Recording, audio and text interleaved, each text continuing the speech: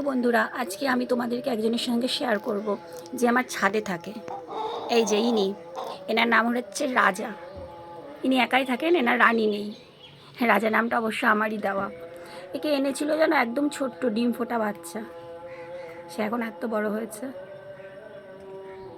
দেখেছো?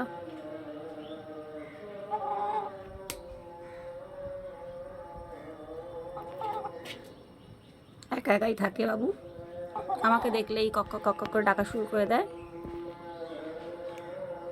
ছাদেই থাকে, ছাদে একটা ঘর আছে।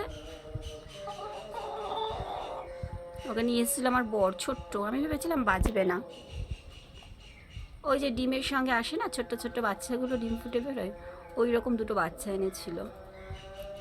একজন অনেক বড় হয়ে মারা গেছেন, একটু অসুস্থ হয়ে গেছিল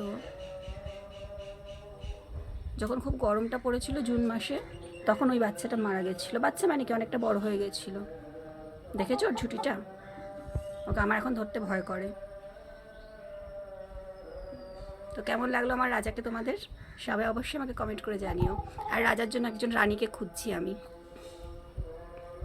তাহলে ওর একটু থাকতে ভালো লাগবে, একজন কেউ যদি ওর সঙ্গে থাকে। ওকে, বাই।